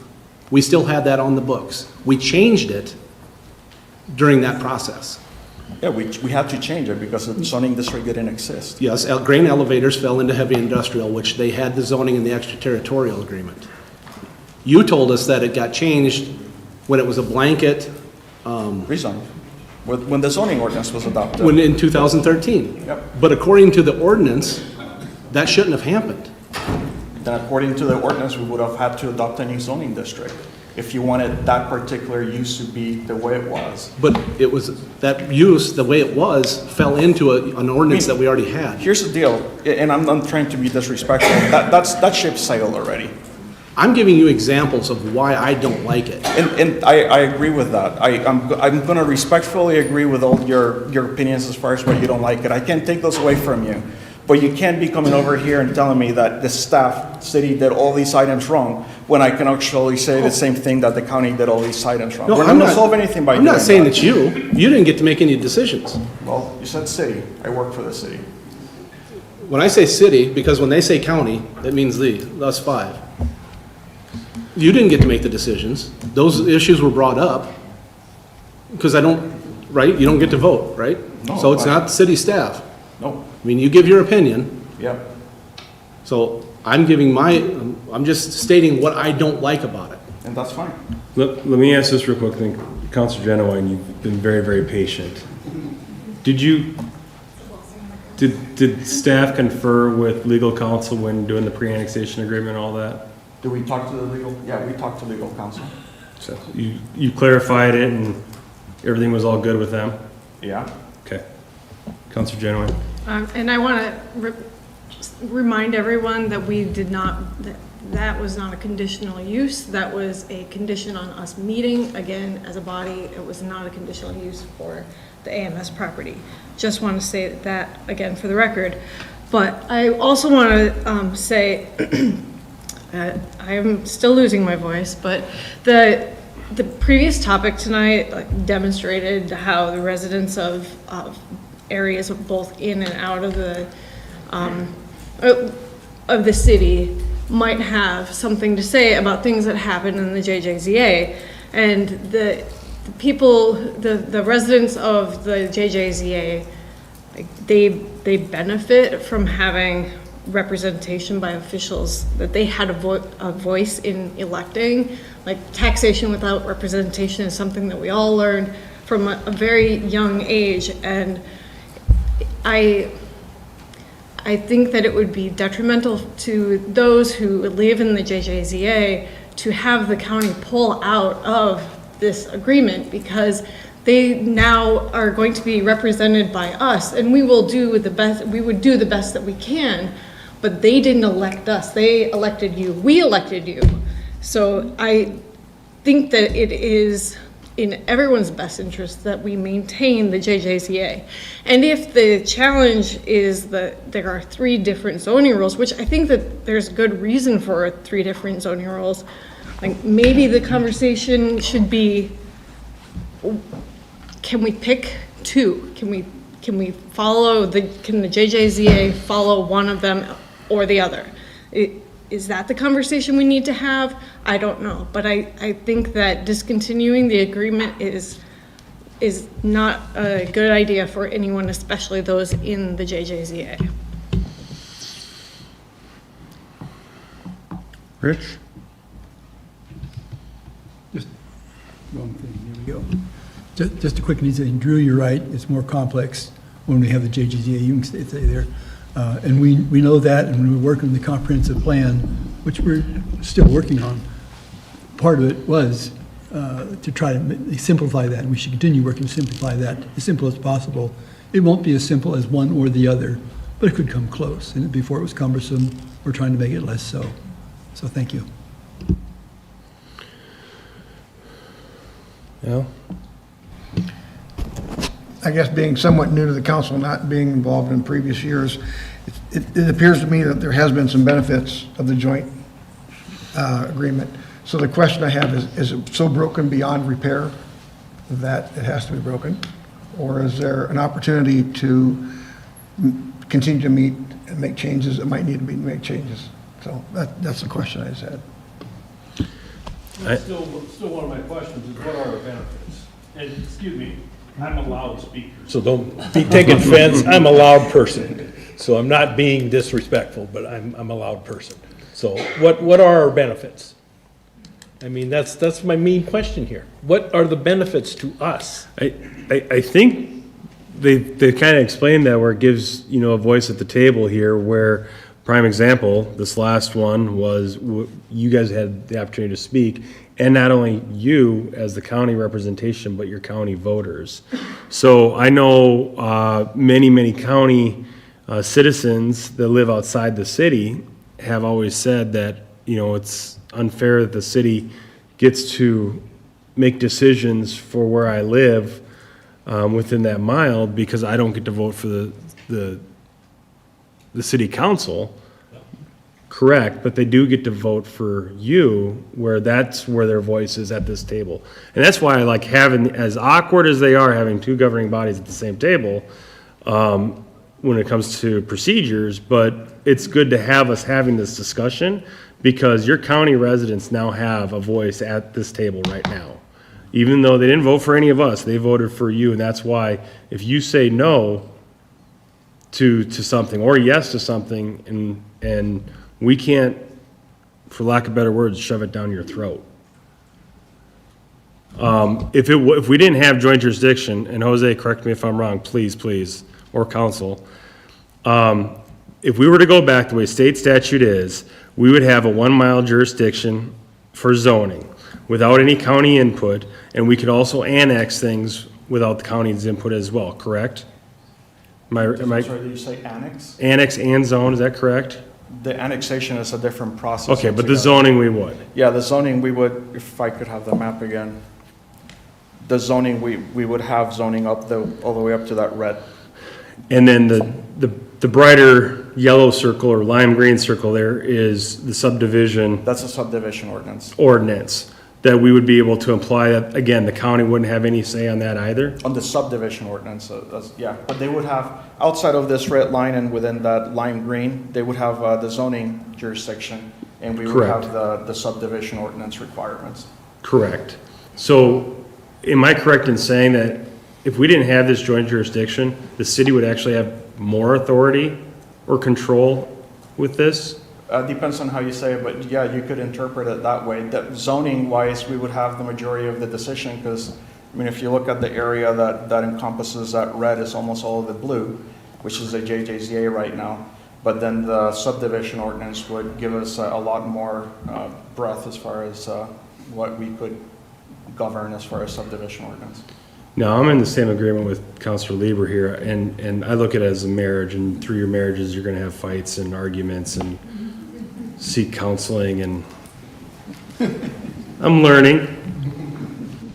But on the same note, you also don't want to force somebody to be married to you as well. So obviously, ultimately, it's up to that. But I think it's worth a discussion to have, certainly by all means, and try to work through this. Catherine? Thank you. In some ways, this is reiterating what the mayor and Councilor Genwine already said. But to your question, Dave, of what's in it for the county, right? What's the benefit to the county? I mean, honestly, it feels like it's no benefit because we have to have these long meetings and it takes a lot of time and effort, right? And it's a lot of work for Drew, and it feels like it's not a benefit. But who it's a benefit for is the citizens who live in the joint jurisdictional zone, who are represented by you as their elected officials. And so when a decision gets made on their property, they have an elected official who's contributing to that decision-making process. And it's a long drawn out, it's a lot of meetings, it's a lot of work, and it feels like it's nothing in it for you or your governing body, but who it's a benefit for is those citizens living in that space, so that it's not just the city making a decision without us actually representing them as them being voters for us. And so, I mean, I do think it was 15 years ago or something, Jerry said, that it was created. Lots of things have changed. I think it would be valuable for messy and taxing and lots of time consuming, valuable to go through it and rework it, figure out the things that there were broken things. that when that zoning happened way back when, there was some things that were broken in that process. And those came out. So like, can we revamp it, rework it, make it more functional, streamline some of it, so that your citizens in the county can have the benefit of your voice representing them in the decision-making that's happening to their properties? I'll respond to that. So I'm going to ask, and Lindsay or you can answer. If the citizen is out there in the joint jurisdiction and he or she has something they want to do, and they come in front of us, and the county is all for it, and, you know, we're in agreement with them, and the city says no, what's their recourse? I can't answer what their recourse is, but I can tell you that if there were no joint jurisdiction, in that situation, whether or not the county thought it should happen or not, would not have even played into the decision-making. The city just would have made that decision without any input from the county. But what good did that input do when you killed it anyway? I'm asking what that citizen is supposed to do. What is that citizen supposed to do? I mean, if I'm making decisions that the citizens of the county don't like, they can vote me out. They can't vote the city council out if they don't live inside city limits. So even if we're at the table having that discussion and the county is all for that person doing what they want there, and the city says no, which is what normally happens because I know in your comprehensive plan it's to drive development towards the city so you can serve utilities and, you know, stuff like that. And I get the purpose of that. But if you're in that joint jurisdiction area and you want to do something and the city's saying no, they're not being represented. Right, in your example, correct. But if there were no joint jurisdiction, that still would be true. Your example would still be true. But we're going to shrink the area. The opposite is also true. That if the county didn't want it to happen, or the county thought this isn't a good idea, and the city would have just said, yeah, go ahead and do that, the county gets to stop it because the county has a voice at the table, and both parties would have to agree. So like, you do get a voice in a way that you wouldn't if it wasn't there. And the size is different, but you do get a voice in it that you wouldn't have otherwise. I think also, and I'm just gonna make this point, I know it's an obvious one, but, and this is where you and I butt heads a little bit, Travis. The city citizens are also the county citizens. I get that. And where I think Catherine was really good at this last topic we just talked, if the city said yes, or I should say no, to the CUP, that would be happening right now if we didn't have the JJZA, because you guys would have voted in favor of the CUP, and it would have been a done deal because we disagreed. We both have to agree. And I think that is where the citizens then have that extra representation for items like this, or that, I should say. I guess that's my argument. I don't know who went, I don't know. You asked sort of what the point is, and that's all these people here. It's democratic deliberation, right? That's the reason. It's for having public hearings so that the people who live outside, not so that the county commissioners can come to the table, so the county residents can come to the table and have the conversation, right? That, to me, is why the mess is all worth it. But the public can still do that without the joint jurisdiction, right? They can still come here and voice their opinion. But I'm elected to represent city residents, right? Not the county. That's the point, right? And so by having, and as you said, also I appreciate that point about we are also county residents, but those folks who live outside of city limits would not really have an opportunity to be heard in any real effective representative way if you were not at the table. Why is that? Because you wouldn't have a vote. But they would still have a say, they'd still have a voice, right? You're governing over their properties. I would hope you would listen to them as much as you would listen to a citizen of Vermillion. Yes, they would still come and speak under the visitors to be heard just like any other citizen, yes. Obviously. At least, yes, under my watch they would. But when we have somebody come to our meetings, if they can vote for us, that has more weight than someone who can't vote for us. If someone comes to our meeting from Yankton County, I'm gonna listen to them, I'm gonna try to respect their opinion and, you know, recognize that decisions we make impact them as well, but there's different weight when your constituents that voted for you are sitting in your room. I'm looking at, I think everybody in this room is one of my constituents, you know, and that has different weight than when someone is bringing an opinion and they're not one of your constituents. I just think that's fundamental. You There's know, no voter repercussions, what you're trying to say, Jeffrey, is but- that correct? Yeah, but that wasn't why I raised my hand. I raised my hand earlier because I think that, you know, it's false to think about these questions as black and white questions of the county loves this and the city hates it. So, you know, the reason that we have JJZA is to facilitate discussion that's more nuanced than that, where the county says, we have these, we think these things are really important and great about this, we want to see it happen, and the city says, you know, in an ideal world, the city says, we have these concerns, these are these things that need to be addressed, and the county says, okay, but that's going to be expensive, but this other one I think we can deal with, and the city's going to go, okay, convince us that we need to not think about that first one anymore, and we can, I mean, we've spent a couple hours here already having nuanced discussions about things, and that's how this body is supposed to work. It's not supposed to be both of us coming here with set opinions in our mind and then, you know, saying things we like and we hate. It's how can we work out the best possible scenario for all of our county residents, you know, when we're thinking about it.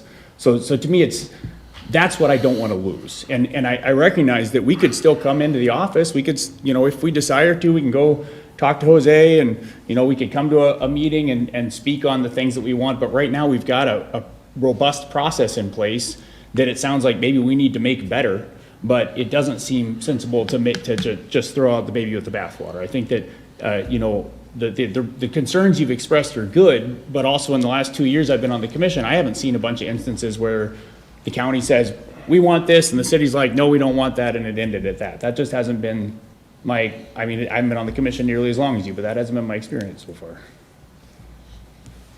So I want to follow up on them. For Drew, if you want to answer this, or Noah, or any of our planning and zoning people, and you don't have to answer this, you don't want to, but has there been any, you know, you talked about this ad and work and sometimes can be difficult. Has the joint jurisdiction affected anybody that wanted to come into Clay County? Have you heard any feedback from people wanting to do anything? And did joint jurisdiction have any effect, positive or negative?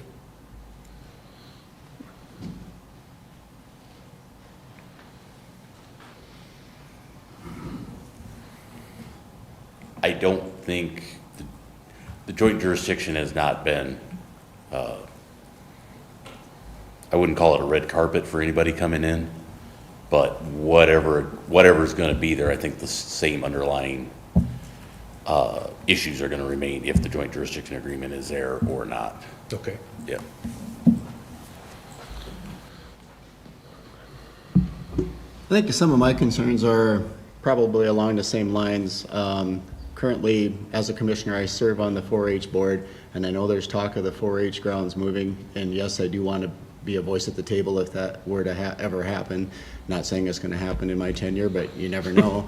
You know, it's been talked about for many, many years, and it might not happen.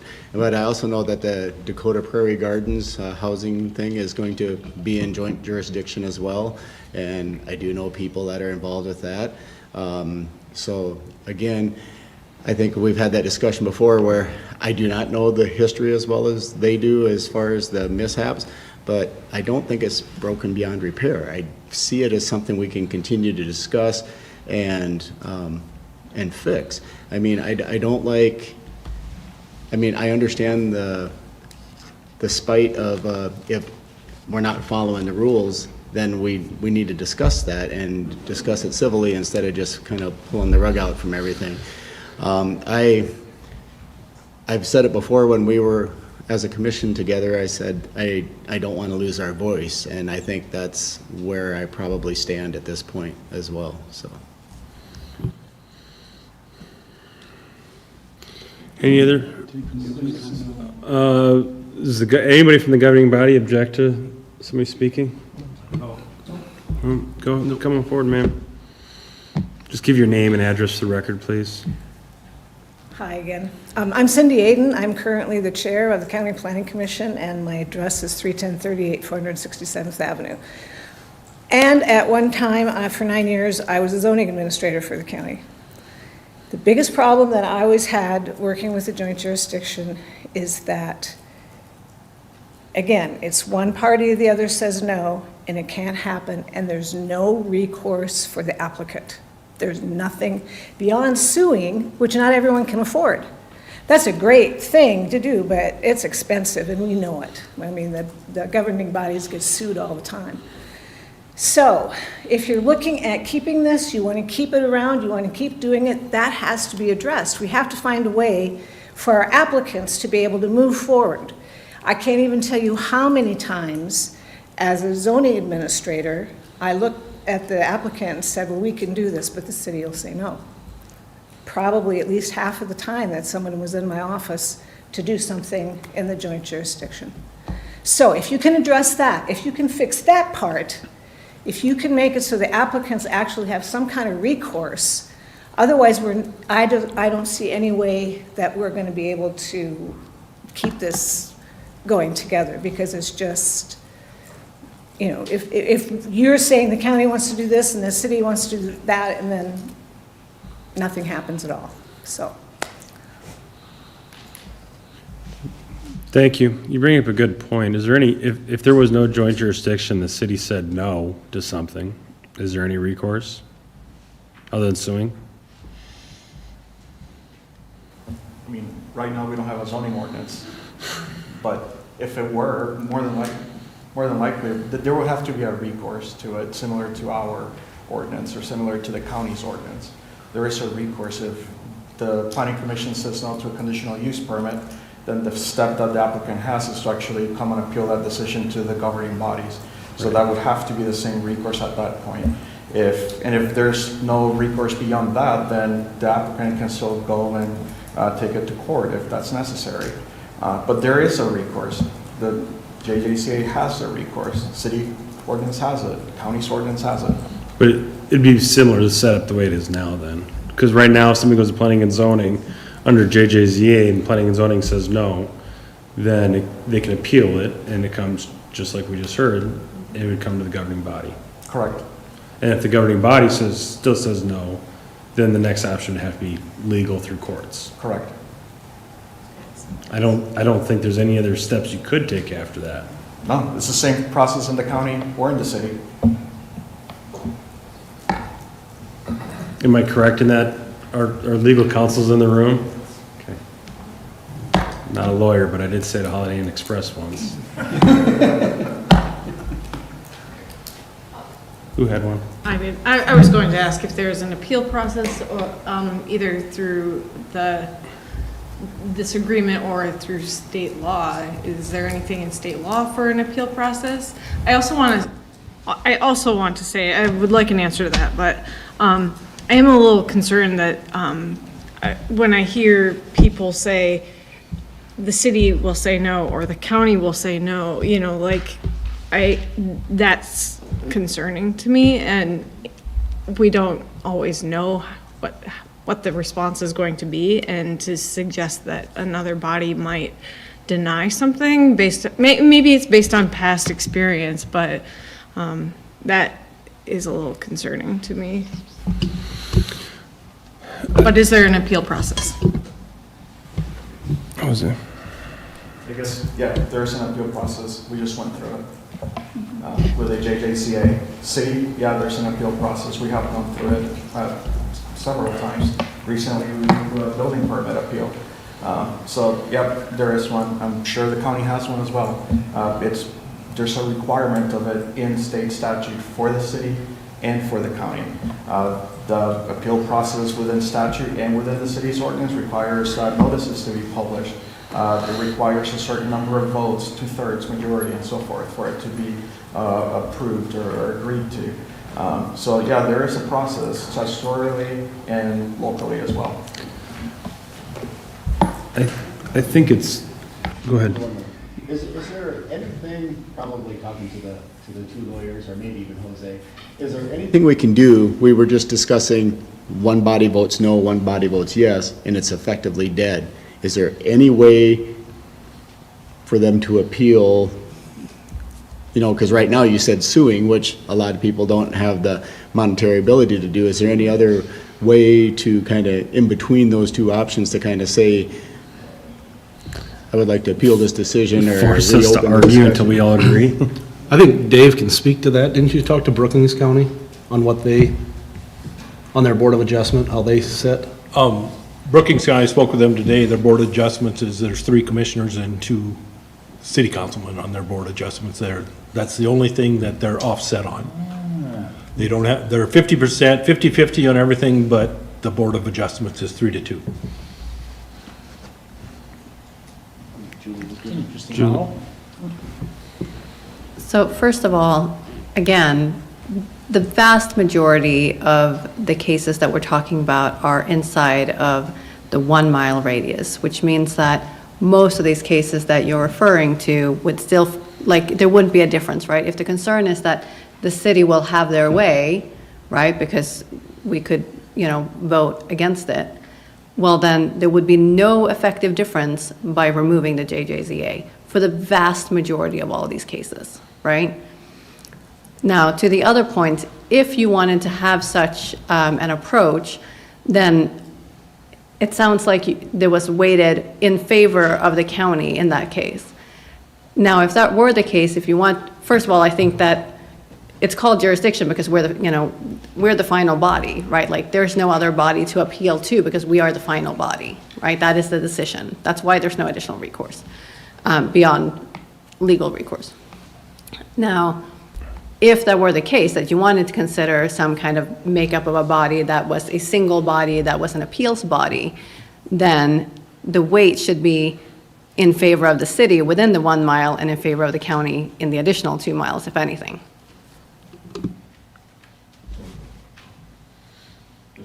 So for clarity, you're saying, so then for like plating decisions outside of the 1 mile radius, then the city would maybe have a weighted decision, and within the 1 mile, I'm sorry, other way around, county would have a weighted, more weight on their side. And also I was thinking about how Board of Adjustments always have that 2/3 majority requirement too, so you do still retain, you know, even if you only have 2 seats on that body, both, you know, either one of those people siding with the others could, well, I guess it depends on what the decision is exactly, you know. But I think it depends on whether it's zoning and whether it's plating, but again, I don't think this is necessary, but I just want to point out that such a plan, you know, should be weighted in the favor of the original jurisdiction without the JJZA.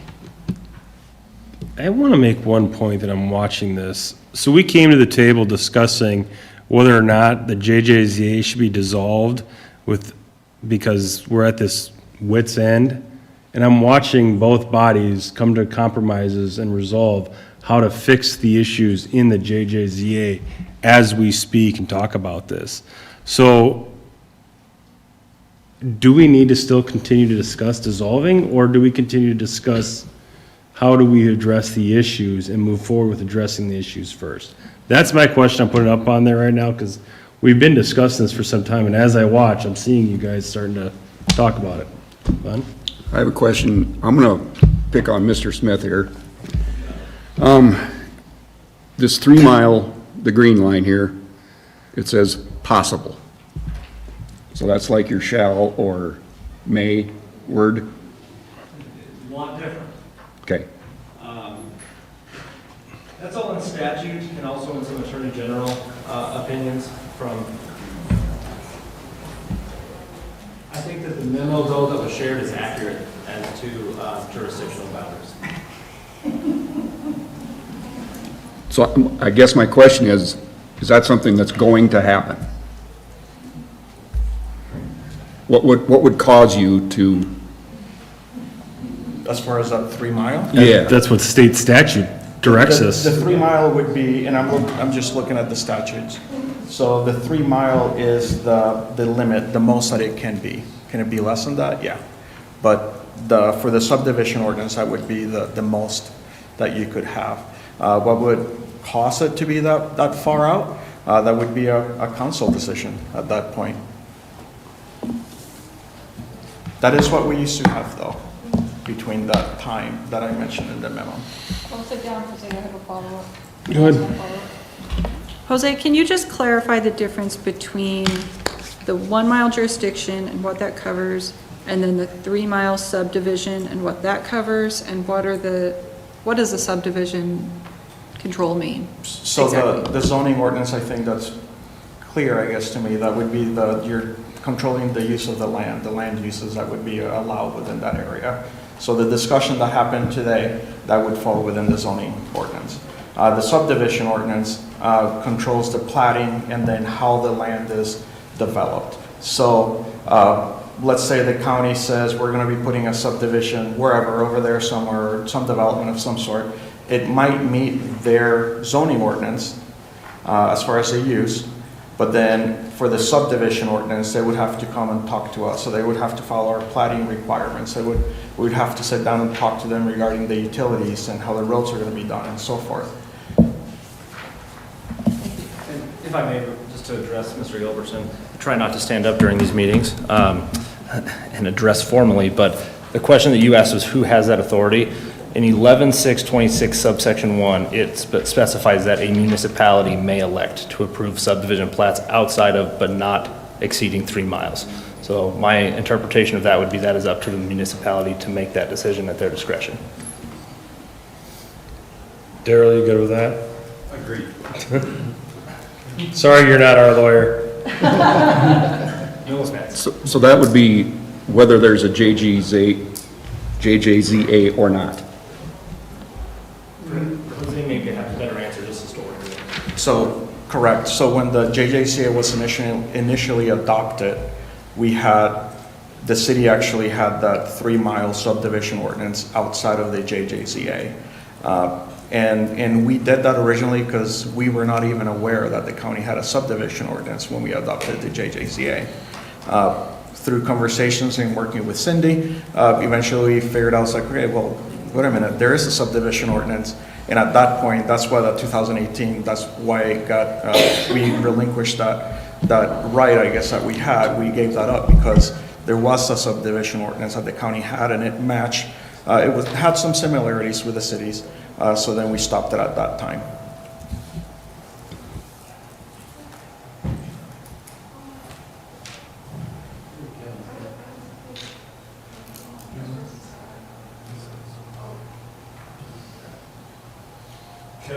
Kevin's got questions. Any objection from the boards?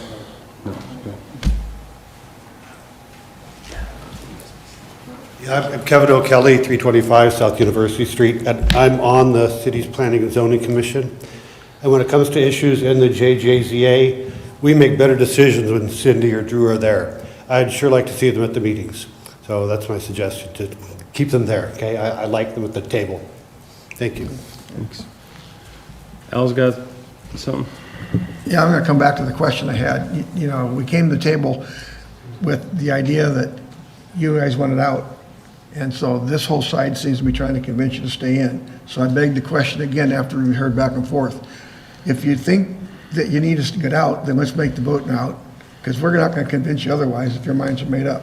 On the other hand, if you've listened and you thought, well, maybe there's a way we can work together and it's not that broken, then you need to stay in or vote that way. And so I'm asking, I don't have to go home to watch any sporting event tonight. I can stay here forever. But it seems like we're talking about the same thing over and over and over again, to be quite honest with you. So I just asked the question, are we going to sit here and keep talking and trying to convince you, or are we wasting our time? Well, and I'm glad you bring that point up, because I do want to clarify too, if it is dissolved, how? Because the ordinance doesn't have a termination dissolvement portion in there, correct? So I think we need to discuss on how that is. Is it one body says we're out? Both bodies says we're out? It took two of us to get in. It says, the ordinance says one person can, or one body can. I don't think it does. The memo. The ordinance does not, the memo does. Okay, yes, the memo does, but the ordinance, there is no provision, so it's really up to whatever. Is that how that works? I don't think it's up to whatever. There's a statute. I mean, how does that work, legal counsel? Daryl? Sorry, I don't remember that one. It's by But does it have to be one body or both bodies? My understanding is that it can be one body. We don't have an actual process of how to get out of it within the ordinance. I believe that there's a different statute. State statute says it shall be included into the agreement. And it's not within the zoning or statutes, I guess. It's a different, I think it's a joint powers statute that requires there to be something within the ordinance. We don't have that. So then at that point, I believe that either of the two bodies can unanimously, not unanimously, but can say, we're done with this, let's make a motion, and we're done. But like I said, if that's the way that we're going, I would really recommend having an actual time frame and a time so we can actually go ahead and fix everything or get everything in line so that we can, I don't know, start running whenever we get the baton, I guess. And I also want to make clear, I don't think anybody in the city so far, like if, I really want to caution the county if that's the step you want to take, just because I think it was clear to the citizens what is wanted. I think it's advantageous to the county. I know I've had this discussion with you, Mr. Mockler. But on the same note, just like a marriage, I'm not going to force people to be at the table either. And to Al's point, I have no reason to go home. My in-laws are there, and I'm okay with staying. You're on live TV.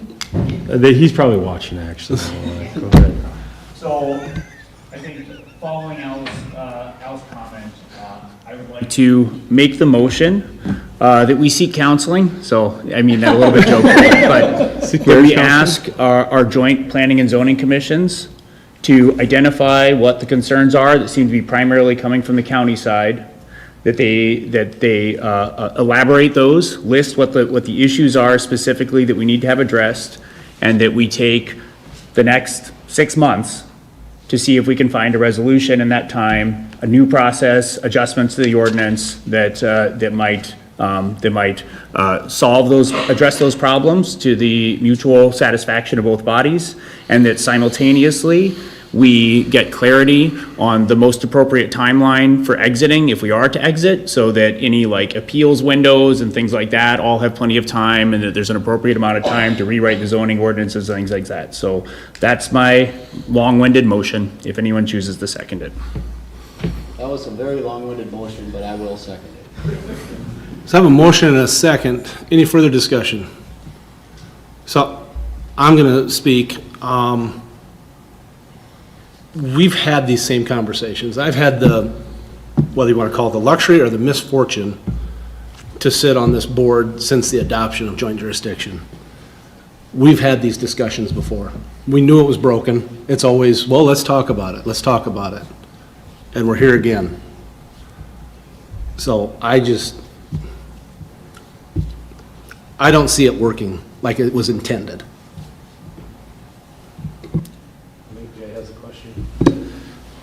Yeah, but you haven't worked with this city council before. We have 3 new members here. We know you. We know every one of you. We've grew up with you. And so I think as the councils change, I think the willing to work with each other changes as well. Planning and zoning commissions likewise have also changed. There's different people in those roles as well. Yeah, so I would suggest you stay. We take 6 months, and at 6 months we can't come up with a resolution or something that's going to benefit everybody and everybody's going to be happy with it. At that part, we look at taking a separation or something and figure out how that's going to be done. But, you know, I don't think anything needs to be made tonight, especially when we have a new council. You know, Mr. Lieber's really, he's here to listen, I'm here to listen, Gary Cheeseman's here to listen. So I think we're made up differently than it has been in the past.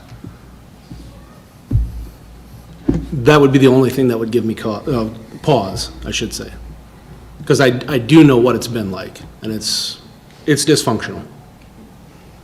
So, Is 6 months too much, not enough, in your opinion? If it was, Travis? oh, I'd be amazed if you could have 3 meetings in the next 6 months to try and get people together. I mean, everybody knows what it's like to get a meeting, especially come summertime. And I pulled that out of a hat, so if anybody's interested in an amendment, Well, that'd be right. it's a pressing issue that we need to address. So I think if you're going to do the 6 months, something better happen. Good. think that's the point of the motion. So, I mean, it gives us some time to discuss, and see if we can come up with what we both agree upon. If not, then I agree. Then maybe it's time to dissolve. But at this point, I would like to see the discussion at least take a chance, because from what the research I did, JJZA seems to be pretty popular in most places, so I can't imagine we're, I hope we're not beyond repair, let's put it that way. Yeah, I would like to suggest, you know, like, we don't all have to get together to discuss some of these items. I mean, do we need to make up a smaller committee that has representatives, like, not a majority of us, to have these conversations, to work through some of the items that have been sticking points and see if we can lead some of that conversation so that we aren't trying to get together, you know, 13 people's schedules, but 5 people as a start, or I don't know, maybe 8 people.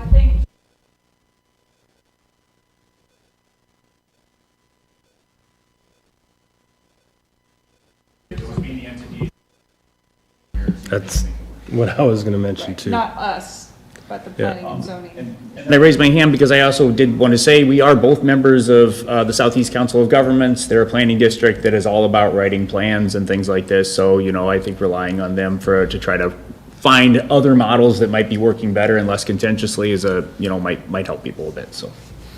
Rich? It would also give us the opportunity to finish the comprehensive plan, which is due in the middle of this year, and that may resolve some of the issues right there. Glenn? One last thing. I hope you all understand the seriousness that we take here. We're not doing this lightly. And I'm a new member too, but I've known a lot of the problems Travis has had in the past, and so, and I also think, would mention that we would still reserve the right, if we wanted to exit this at any time. We can use that 6-month number, but I think that should be on the table moving forward. Well, you guys technically have a motion. Comprehensive plan. John informed me there were supposed to be 2 commissioners on it. There's always been one, and he's no longer commissioners, and nobody's contacted me, because I'm the planning and zoning commissioner, about, is there meetings about this, or where are we at with it? Go ahead, speak, Jose. So the small group, the comprehensive plan that was reviewing that, we actually were trying to set a date. And the way that we're working with CCOG and the way that we do that is that CCOG contacts me, and I'm supposed to get the city representative kind of lined up for that. And then CCOG contracts Drew, and he's supposed to get the county half of the group. So I apologize if we haven't received a notice, but. Do we have 1 or 2, Drew? We just have 1. Okay, are we supposed to have 2? Well, yeah, because the person that left was Hammond. Yeah, but what? You're actually supposed to, I think you're supposed to have 3, if I remember right, because we've had Cindy, we've had Marty, and we've also had Hammond. We've had 1 from the county commission and 2 from the planning board. Yeah. Okay, so it's not 2 commissioners or 3 commissioners? There's 2 planning and zoning commissioners and 1 board. Okay, Yeah. okay, now I understand. But I wouldn't waste any time on that comprehensive plan until we get the other issues figured out. That's up to you guys, yeah. If we decide to stay in. I'm still having a hard time here. Well, I know you guys have a motion on the table. We don't have any motion, but I know Glenn had mentioned still having that provision in there. But the motion's already on the table, so I guess one of you guys would have to put that provision in there to have the ability All to I'm pull saying is out. that option has to always be on the table. I mean, we're here right now. We could come in a month from now, right? It is on the table. That's what we're talking about right now.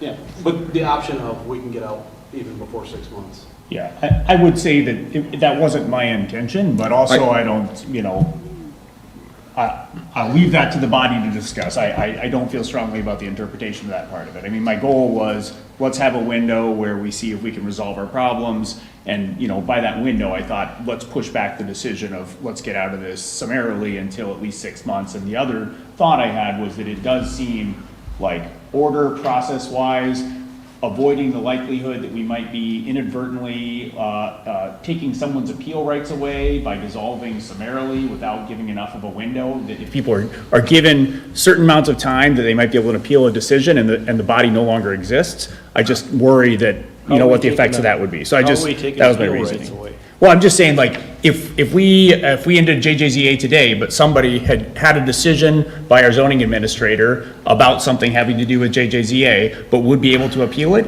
if this body no longer exists to heal those appeals, that person, I think, would be justified in thinking that their rights have been in. That's why Jose was mentioning that we should at least have a window of. Which is what my thoughts were. If we say 6 months, then that seems like plenty of time to answer all those questions about what is an orderly process to dissolve.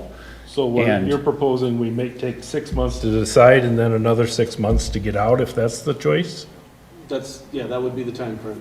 If that's what, you're talking a year. Yep. So. Well, and maybe we have different requirements there. I don't know what the time it would take these offices to find out what an orderly dissolution process is, but I just think an orderly dissolution process is in everybody's interest, so. That was my reasoning there, not tying our hands, just making sure that we're following some kind of a process if nothing's written down, so. Any further discussion? Hearing none. Roll call, just to clarify, yes is the first 6 more months, no is to defeat your motion. Okay. Correct? Gilbertson, Yes. Graylow, Yes. Teasy, No. Brady, Yes. Mochler. No. Motion passes.